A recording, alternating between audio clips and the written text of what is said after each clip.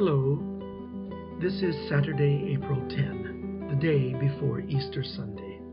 This is the second episode of From Inside, a broadcast of interviews with people in our community at Pilgrim Place. Today I share two interviews I did in the last week, one with Audrey Lightbody a week ago, and with Grace Moreman on Monday this week. Audrey, born in Massachusetts, and Grace, born in Southern California, have spent their full and active lives freely moving to and in many parts of the U.S. Today I share their reflections on their confined life. First, Audrey. Hi, Audrey. Hi, Phil. How are you doing, Audrey? I'm doing very well, thank you. How is your life different now than before this pandemic? I was doing equally well. And how have the rhythms of your life changed since the virus made its impact? Well, they have changed because I'm not seeing friends from outside, and I'm not even seeing as many here at Pilgrim Place. I'm learning how to fill up my time with different kinds of things. Are there some things that you have developed a pattern to repeat each day? Well, yes. I spend probably a little more time in meditation and trying to find why I'm still living here, and I'm not depressed, but I just feel that there must be some purpose, and I'm trying to seek that out.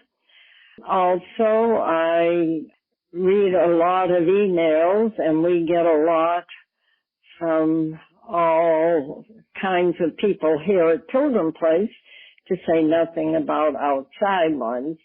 Beyond that, I sometimes play a few games on my computer and look at a movie, and I try to make phone contact with friends that I don't get to see, and also do emails to friends who live on the East Coast. Are you staying in touch with family? Well, I'm staying in touch with my daughter who lives in L.A., and we have constant conversation. My grandchildren live farther away, and while I have a good relationship with them, they're busy with families and their lives, so I don't have much contact with them. And I hear from my nephews and nieces on the East Coast sporadically. What different resources are you using now that you were not using before COVID-19? Now, that's an interesting question. I'm not using many. I kind of live a dull life.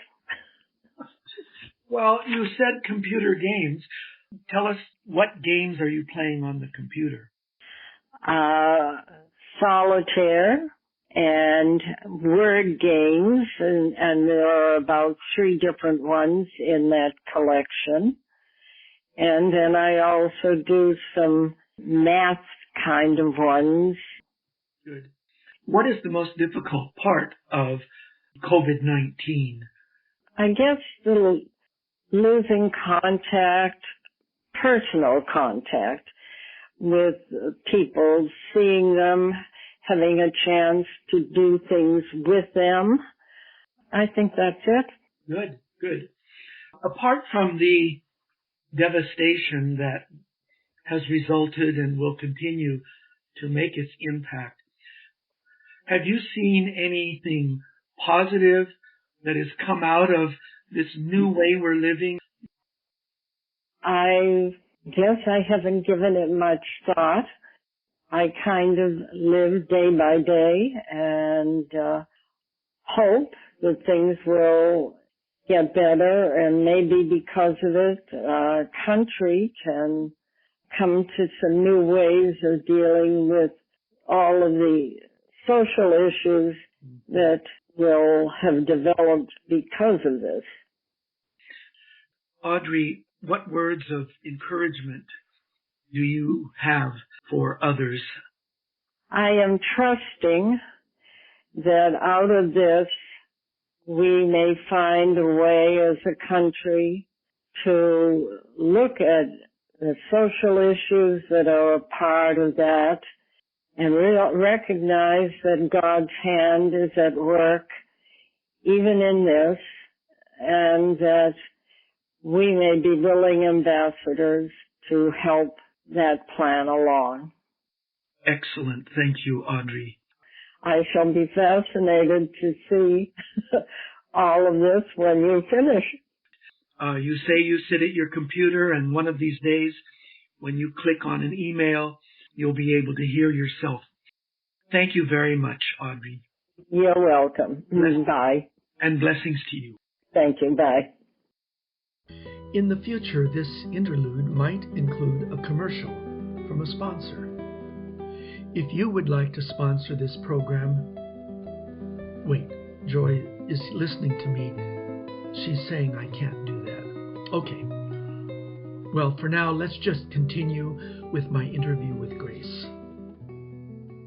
Hi, Grace. Thanks for being willing to chat with me. How are you doing?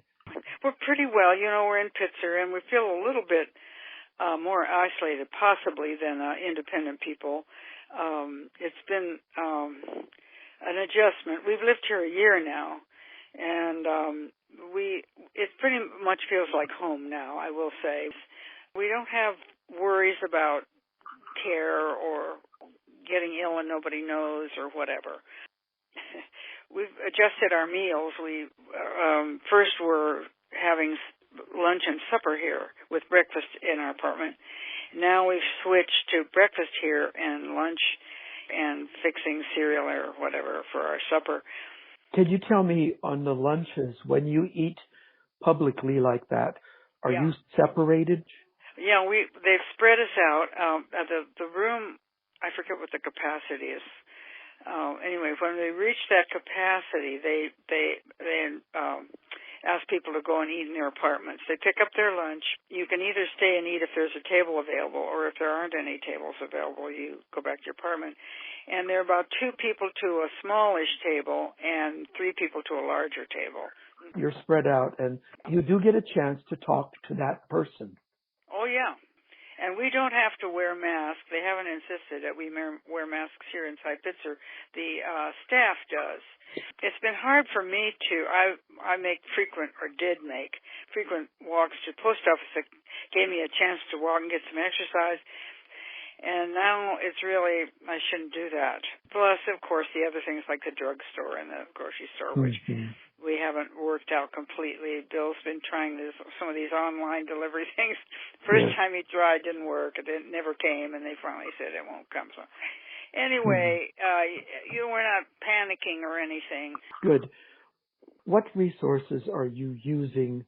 Are they pretty much what you have always used to nurture and sustain yourselves?